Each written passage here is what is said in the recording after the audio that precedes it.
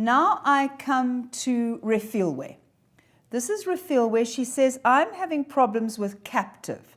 And she gives me 3 questions. Now, what's interesting, Refilwe, is I'm trying to figure out how to help you as you study for your other poems. Look at the questions.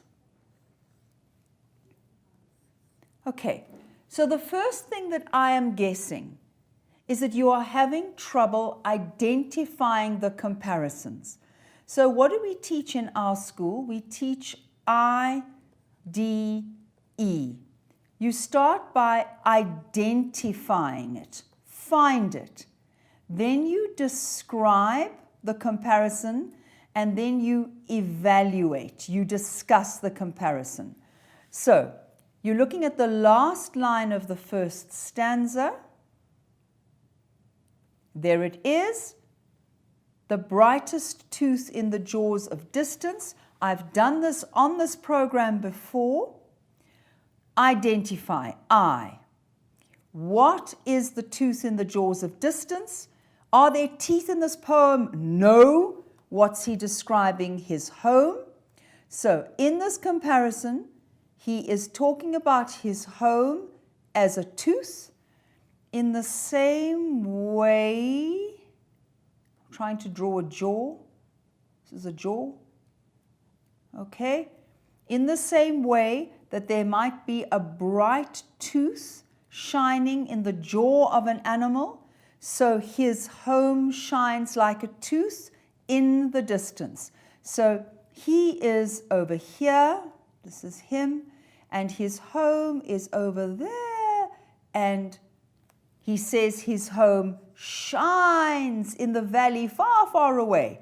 It's like a very bright tooth in the jaw of an animal. Let's go back to the question. Discuss the comparison. Now, I don't know what it means by using a literal figurative language. This doesn't make any sense. Okay, so let's start with literal.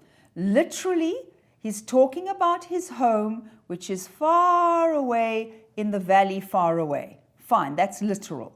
Then figuratively, in the same way that his home shines there in the distance, so a tooth might shine in the dark jaw of an animal. Now, it says discuss. I know lots of you have trouble with discuss questions. You need to say what effect this creates. So what does it show? Choose anything that it shows. The most obvious thing is his home is shining. It suggests that it is a light, and that light draws him. It pulls him towards his home. And he can see it so clearly the way you would see a shining tooth in a dark mouth. Right. Then look at the second one. The sun is compared to a bird. Just explain it. So notice there's no E. There's no discuss. There's just describe. So the sun compared to a bird. 2 lines of stanza 3. Here, the sun has folded his wings that dazzle and has sunken to his hidden nest beyond the hills. So we have some hills. The sun is sinking in the same way that a bird will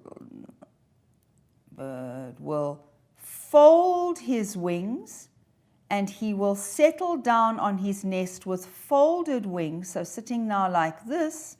So the sun goes down into his imagined nest under the horizon.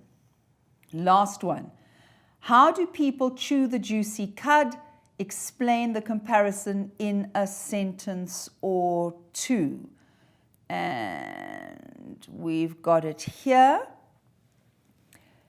You start with chewing the juicy cud. What did we say? The first thing is identify. We have found it. We have the people chewing the cud in this metaphor, comma. What normally chews the cud? Cows chews the cud. Cows chew the cud. So people are described as cows. Then tell me, in the same way that cows chew the cud, how do they chew the cud? Well, you know that cows have more than one stomach. They regurgitate the grass, and then they chew it all again. What are these people regurgitating? What are they bringing up? They are chewing the cud of the gathered day. So they are talking about what's happened to them during their day.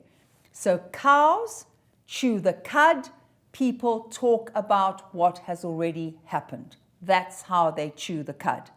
All right.